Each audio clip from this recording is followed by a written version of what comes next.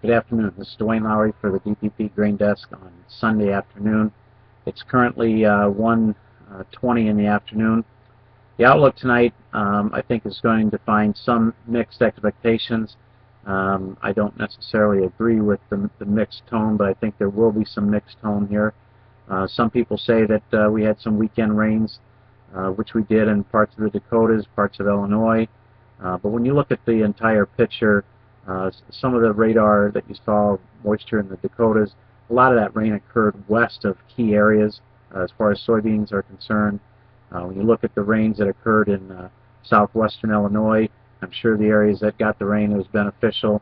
But when you look at the entire map, we still have far more acres that are under stress, been under stress, and will continue to be under stress, and are continuing to lose production potential. And each day we have more and more acres that are reaching the point of maturity where rain no longer matters. They're reaching that point of maturity because they're forced to maturity ahead of schedule, due prematurely because of drought stress and heat stress, and all of this is at the expense of yield. You continue to have more and more boots on the ground from the farmer and producer and agronomy sectors of the trade that confirm yield ideas that we're losing production potential. There's debate about how much we're losing, but I think there's little debate that we are still losing it. Each and every day we continue to lose. We're not getting an end of season, late in the season type of big rain event that saves a lot of acres and restores some lost production potential. And the calendar is forcing us to the realization that it's not going to get here in time for too many acres. And in the case of the corn, there can be arguments about whether the supply will be hurt enough to alter a pathway towards cheaper values and more abundant supplies. I understand that. But you also have a situation where the market is still heavily short, very bearish, possibly too bearish. We had a 60+ cent rally not that long ago off the lows in corn. We've got the market back down to within 10 or 15 cents of the recent lows again. But I think the market is still set up for another short covering event. It's very possible this will be a more thorough short covering event and push values above the highs we saw here a couple of weeks ago. So I think from a producer standpoint, there's still a very good chance that there are better selling opportunities ahead of us, and current prices are not necessarily your best selling opportunity. The USDA comes out on the 12th with a production update. We had private estimates last week. The last was Informa on Friday. It's very difficult to see the logic in their soybean estimate, but that's neither here nor there. It is what it is.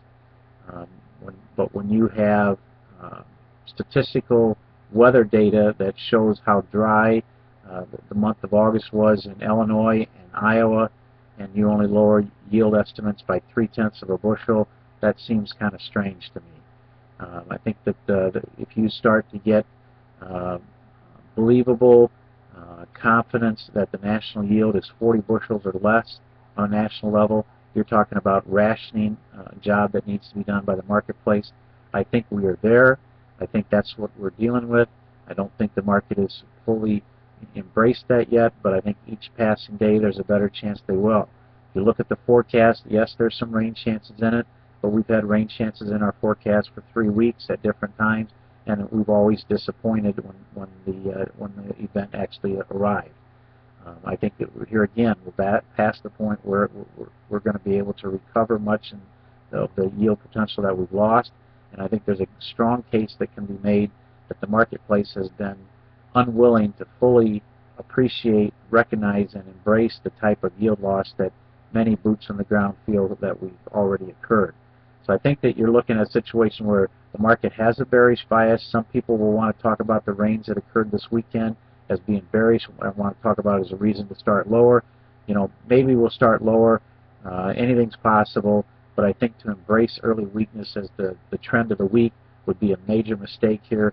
I think the bottom line is you've got too many acres still suffering from stress, still in a yield declining mode, and the calendar says it's going to be too late to recover this. So I think that there's a better chance that the markets perform well tonight, are well supported. I think we could easily start the markets higher. Wheat and corn are poised for significant short covering activity and certainly performed well Friday. And this was in the face of what many thought was a very bearish Informa corn production estimate, yet the corn market rallied, performed well, and made the highs of the session, near the close. So I think the market action is poised and ripe for short covering. I think that's what we're probably going to see. Any weakness, if it occurs, which I really question whether it will, but if it occurs, I think any weakness early this week will be minimal, and I think it'll be rejected.